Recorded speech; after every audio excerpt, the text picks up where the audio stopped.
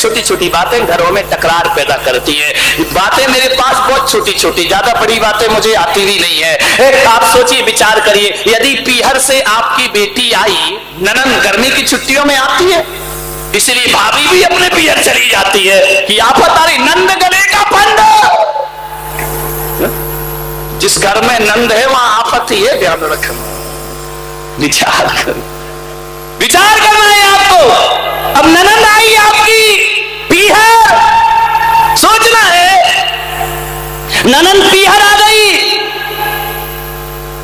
उसने कहा, ससुर जी ने, बहू के ससुर ने कहा, अम्मा के पति ने कहा, नंद के पिता ने कहा, चाय बना के लाओ। अब बेटी उठी, चाय बनाने लगी, अम्मा जी कहे, बेटा चाय तू बनाएगी क्या? अरे अभी चाय बना ली तो कौन सी बेटी तुम्हारी दुबली पतली है? अरे तू मत बना, ससुराल में इतना काम करती है, यहाँ भी काम करेगी, 4 दिन को तो आई है, बेटा आराम कर ले। उसने कहा, मम्मी क्या हुआ, चाय बना, अरे वो भाभी है ना, तेरे की। अब आप बताइए, घरों में नरक बनाने के काम है, विचार करिए, घरों में लड़ाइयों के काम, भाभी बना लेगी, तू बैठ जा, तेरे की। बताइए, एक प्याला चाय बेटी बना देती तो कौन सा उस पे बोझ टूट पड़ता, कौन सा उसको कष्ट हो जाता। लेकिन अम्मा, तुमने ये बात बोल के अपने घर में दरार पैदा कर दी है। एक कप चाय यदि बेटी बनाती तो घर खुशहाल हो जाता।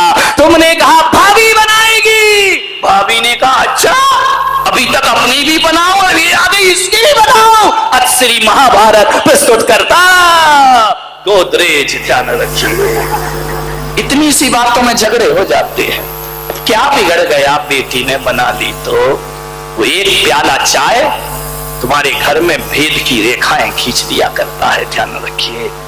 1 घंटे अम्मा जी मंदिर में पूजा पाठ करे, 5 पूजा करके आए, तो बहू बेटी में भेद रखे तो अपनी नजरों में धार्मिक हो सकती है, लेकिन भगवान की नजरों में धार्मिक कभी नहीं हो सकती है। मानिए, थोड़ा सा बदलिए, स्वभाव बदलिए, घर बदल जाएगा, बुढ़ापा आराम से कटेगा। सोचना है, बुजुर्गों को थोड़ी सी जीवन शैली बदलना पड़ेगी, आज की विचारधारा में जीना होगा। बुजुर्गों से भी तो परेशान है। अब एक पोता जैसे तैसे उसे गाड़ी में बिठा के मंदिर ले आए, अब पीछे दादाजी बैठ गए, आगे लड़का बैठा है। अब आज का लड़का और तुम बुढ़ापा, तुम्हारा बुढ़ापे का कितना बड़ा गैप है। अब रास्ते भर उस बच्चे के पीछे लगे रहेंगे, धीरे चला, धीरे चला, धीरे चला, धीरे। अरे यार, क्यों धीरे धीरे, उसका जान माथा दुखा दिया तुमने। उसने कहा दादाजी बैठे रहो, मैं संभाल लूंगा ना, मुझे आता है। अरे धीरे चला, धीरे चला। उसका ऐसा दिमाग खराब किया तुमने, उसने जाके सामने वाले में गाड़ी ठोंक दी, ध्यान रख। अब वो बच्चा कहेगा दादाजी मैं रोज लाता, तुम माथा क्यों खाते हो मेरा, चुपचाप बैठे रहो। जब गाड़ी में इतनी स्पीड है तो क्यों पीछे लगे रहते हो, धीरे चला, धीरे चला। अब धीरे ही चलना है, उतर जाओ, चले जाओ मंदिर। ध्यान, ज्यादा हस्तक्षेप मत करिए मान्यवर। बहू कहाँ जा रही, कहाँ आ रही, बार बार टोकोगे। दिन भर महाराज के पास रहती है, दिन भर यहाँ घूमती रहती है, उसी में लगी रहती है, बहू का माथा खराब हो जाएगा। ध्यान, जमाना बदल गया है। अब वो बेटे नहीं है कि तुम बोलो 14 साल का वनवास तो राम जी बीवी को लेके चले जाएं। अब तो कहेंगे बुढ़ऊ तुम्हारा वनवास, ये घर हमारा, साइन करो। ध्यान रखिए, जमाना बदल गया है। बदले हुए जमाने में बदले हुए विचारों को जिए। धन्य होते हैं वो लोग जो अपनी बहुओं को बेटियों से ज्यादा प्यार करते हैं। अभी चौके में एक परिवार, 1-2 महिलाएं लगी रहती है। चेतन भाई, उनकी पत्नी अमृता, मैंने एक दिन पूछा कि तुम सुबह 6 बजे से यहां आ जाती हो, 12 बजे तक तुम्हारा, 2 बजे तक चौके का काम नहीं निपटता है, 4 बजे 3 बजे फिर आ जाती हो। मैंने कहा एक बात बताओ, तुम्हारे सास ससुर बोलते नहीं कि तुमको घर नहीं आना, घर का काम नहीं करना है, शाम को 8 बजे तुम घर पहुंचती हो। बोले महाराज मेरी सास ससुर ने कह रखा है कि तू महाराज की सेवा कर, तुम दोनों बहू बेटे महाराज का ध्यान रखना, हमारी चिंता मत करना। यदि हम खाना ना बना पाएंगे तो बाहर से बुला के खा लेंगे, लेकिन तुम आराम से महाराज की संतों की सेवा करके रहिए। जिन घरों में ऐसे सास ससुर होते हैं, नहीं तो ये प्रियंका भाग सकती है क्या? ये कैसी है मुझे नहीं मालूम, सास ससुर बहुत अच्छे हैं, ध्यान रखिए। विचार करना है, सोचना है, विचार करना है, आपको सोचना है जिंदगी को। अब पुराने ढर्रे में जिंदगी चलने वाली, नए युगों में लिखेंगे हम मिलकर नई कहानी, हम हिंदुस्तानी। घर में झगड़े हो जाएं, दादाजी आए, बहू रो रही हो, सास में झगड़ा हो तो कहना छोड़ो कल की बातें, कल की बात पुरानी, नए युगों में लिखेंगे अब मिलकर नई कहानी, हिंदुस्तानी। अभी तो बोलो हम हिंदुस्तानी,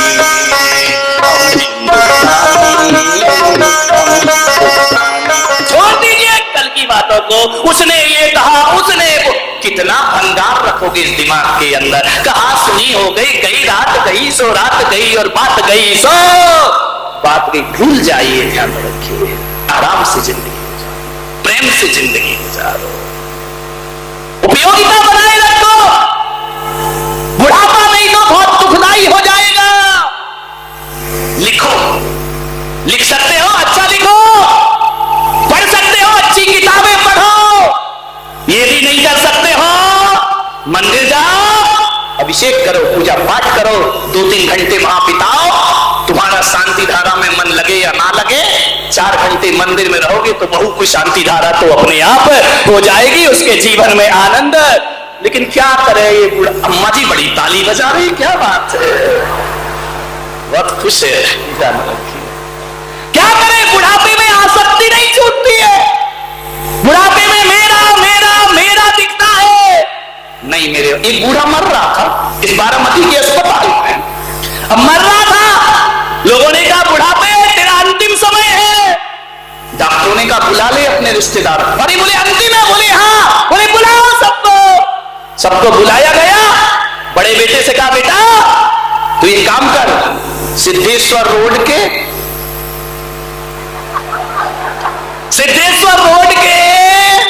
20 बंगले तू ले ले। 20 बंगले? हाँ। छोटे लड़के से कहा तू मुझे बहुत प्यारा है, एक काम कर, MIDC के 40 फ्लैट तेरे लिए। अरे नर्स तो पागल हो गई कि 20 बंगले 40 फ्लैट। बेटी से कहा बेटी एक काम कर, सिनेमा रोड जहां अजित भाई बड़ूच कर रहते हैं, उस लाइन की जितनी दुकानें सब तेरी। अरे अजित बड़ूच करने का तेरी तो मेरी क्या होगा। ध्यान रखिए, विचार करिए। पत्नी से कहा ये सराफा बाजार पूरा तेरा, चाहे वो अतुल सेठ की दुकान हो, किशोर सेठ की, चाहे शांति सेठ की हो, चाहे अरहदास की, सब तेरी। नर्स ने कहा पत्नी से उसकी कितनी सौभाग्यशाली है, कितनी जायदाद तेरा पति, ऐसी कौन सी किस्मत पाई थी, 40 बंगले 20 फ्लैट पूरा बाजार, कितनी सौभाग्यशाली है तो मरने के बाद इतनी संपदा छोड़ के जाएगा तेरा पति। पत्नी ने नर्स को ऊपर से नीचे तक देखा, बोले काय की सौभाग्यशाली, बोले क्यों, बोले काय की जमीन जायदाद, तो बोले ये सब तुझे दे तो रहा है। अरे बोले दे नहीं रहा है, ये पेपर बांटता है। समझ गए क्या, कह रहा कल से तुम बांटना यहाँ। विचार करी, तुम क्या सोचे अजित भाई घबरा गए क्या कि अपनी दुकान जाने वाली है। बोले पेपर बांटता है, काय की तकदीर में ये पेपर की जिम्मेदारी सौंप रहा है सबको। विचार करना है, पड़ा पड़ा मर रहा और हाय हाय कर रहा। आदमी मरते दम तक हाय हाय नहीं छूटा। मुल्ला नसरुद्दीन अस्पताल में एडमिट हो गया, मरने का ऑक्सीजन लगा दिया। मुल्ला ने कहा मेरा बड़ा बेटा कहां है, उसे बुलाओ। बड़े बेटे ने कहा अब्बू जान यहीं खड़ा हो। तो बोले मेरा छोटा बेटा कहाँ है? बोले मैं भी यहीं खड़ा हूँ। बोले मेरा मंझला बेटा कहाँ है? बोले मैं पैरों के पास खड़ा हूँ। मेरी पत्नी कहाँ है? बोले तुम्हारे सिराने खड़ी हो। मुल्ला ने ऑक्सीजन निकाल के फेंका। बोले अरे कमबख्तो, जब सब यहीं खड़े हो तो दुकान पे कौन है? विचार कर, मर रहा लेकिन दुकान नहीं छूट रही है। बड़ा बड़ा मर रहा और हाय हाय कर रहा। ध्यान रखिए, ऐसा बुढ़ापा क्यों जीते हो मेरे भाई? बुढ़ापा बड़ा आनंद का जियो, बुढ़ापा बड़े भजन का जियो। ज्यादा इंटरफेयर मत करो, ज्यादा बोलो मत। मैंने कहा था ना कि बच्चा जब छोटा है तो उससे बच्चे जैसा व्यवहार करना, और बच्चा जब कंधे तक आ जाए तो दोस्त जैसा व्यवहार करना, और बच्चा जब खुद बाप बन जाए तो पड़ोसियों जैसा व्यवहार करना। तुम्हारा जीवन आनंद में बदल जाएगा। तुम बाप ही बने रहते हो हमेशा। अब वो खुद बाप बन गया मेरे भाई। आज अजीत भाई की पत्नी मेरे पास आई, उनके देवर है। कौन है? किरण भाई। मैंने कहा ये कौन है? बोले ये बच्चा है इनका। उनकी पत्नी ने बोला चुप हो, क्या बच्चा है? वो खुद बाप बन गया है। बच्चे ही बच्चा बोलते रहोगे क्या? ध्यान रहे। बोले अब बड़ा हो गया है, अब तो बड़े बन जाओ मेरे भाई। बुजुर्गों से निवेदन है, आनंद के साथ जीवन जियो, पड़ोसियों जैसा व्यवहार करो। घर में सुखी रहना है, पड़ोसी जैसा व्यवहार कैसा होता है मालूम है? बहू से भी पड़ोसी जैसा व्यवहार करो, बेटे से भी पड़ोसी जैसा व्यवहार करो। मान लो दादाजी या अम्मा जी पड़ोस के घर निमंत्रण में गई, भोजन करने को गई। अब आप देखिए वहां जाकर के, जैसे ही आप पड़ोस में जाएंगे, पड़ोसिन कहेगी आइए दादाजी, पड़ोसी कहेगा आइए अम्मा जी पधारिए। जब वो कहेंगे आइए, तब आप अंदर जाएंगे। सोफा पड़ा हुआ है, बैठिए ना दादाजी बैठिए। दादाजी जब तक नहीं कहोगे तब तक बैठने वाले नहीं है। वो कहेंगे बैठिए तो आप बैठ गए। फिर खाना परोसा जाएगा, अब आप खाना खा रहे हैं, मजा नहीं आ रहा है, स्वाद नहीं आ रहा है। दादाजी और लीजिए। नहीं बस बेटा बस, अब नहीं चाहिए। अरे ले लो ना दादाजी। अरे बस बेटा मुझे नहीं चाहिए। बोले क्यों? खाना अच्छा नहीं लगा? भीतर से तो अच्छा लगा नहीं है, लेकिन ऊपर से क्या बोलोगे कि ऐसा थर्ड क्लास खाना बनाया, बकवास बनाई है। ऊपर से नहीं नहीं नहीं बेटा बहुत अच्छा खाना है, आज मेरा पेट भरा हुआ था इसलिए नहीं कहा। खाने की चिंता और बहुत स्वादिष्ट खाना है। पड़ोसिन से कहोगे ना घर की बहू अच्छा ना बनाए तो फिर क्या बोलोगे? बोलो बोलो, मुंह खोलो। घर में तो दिन भर बड़बड़ करते, बोलो क्या बोलोगे? ये बनाया है, तुझे खाना बनाना नहीं आता है। जो थाली है वो सुदर्शन चक्र बन जाएगी। ध्यान रखना।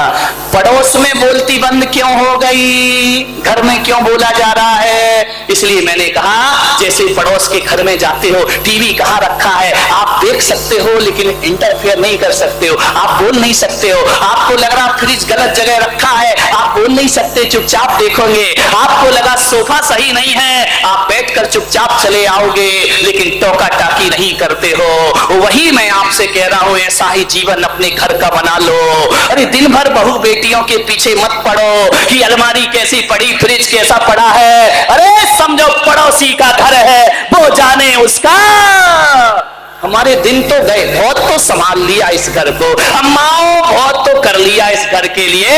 अब बहू की जिम्मेदारी बहू को दे दीजिए। ध्यान रखिए। एक अम्मा जी आई, बोली महाराज जब से बहू आई है मेरा जीना हराम हो गया।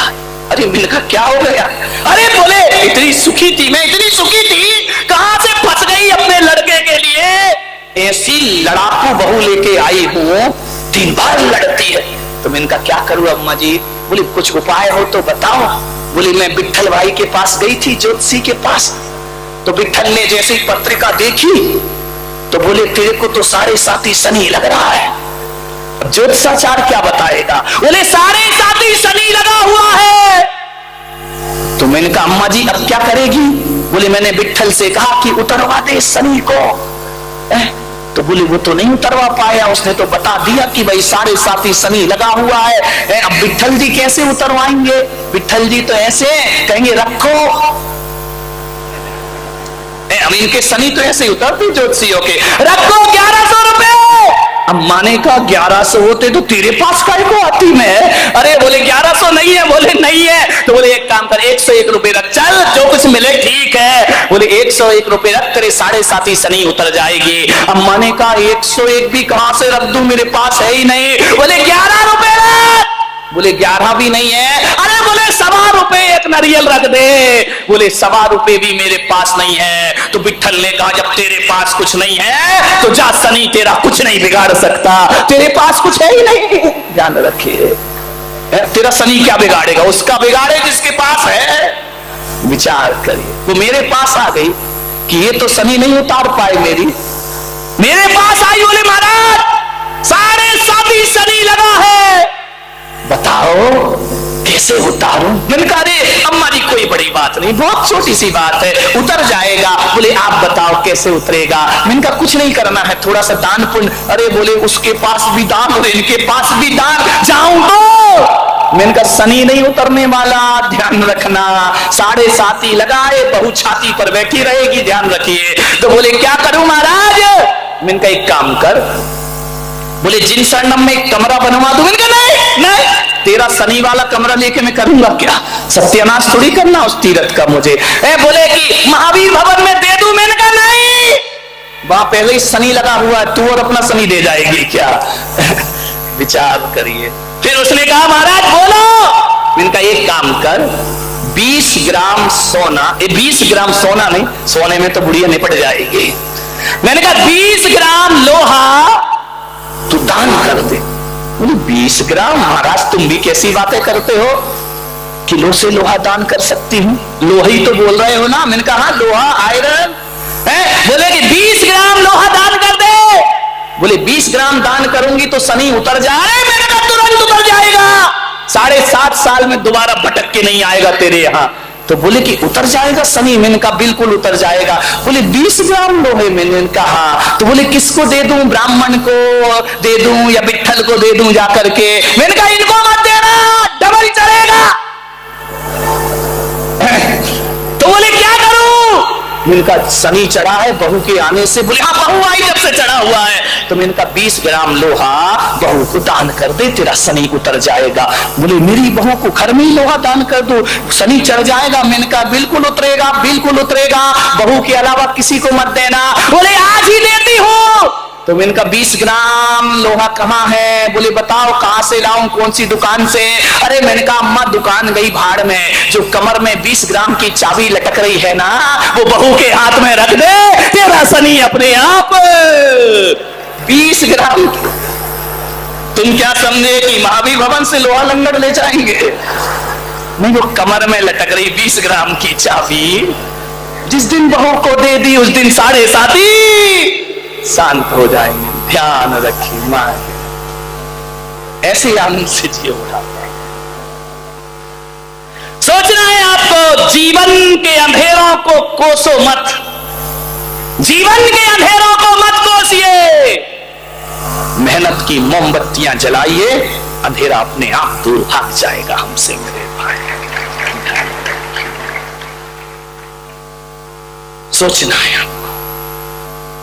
बचपन विद्या अध्ययन के लिए होता है, बचपन विद्या अध्ययन के लिए होता है, जवानी धन अर्जन के लिए होती है, और बुढ़ापा पुण्य अर्जन के लिए हुआ करता है।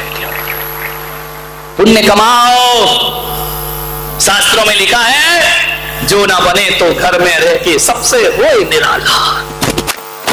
तुम्हारा मकान होगा, घर होगा, बूढ़े हो गए हो, एक कमरा ले लो, बहू को खाना बनाने दो, बहू को घर चलाने दो, उसे जैसा रखना है रखने दो। तुम एक कमरा ले लो, भगवान का भजन किया करो, ईश्वर का ध्यान करो।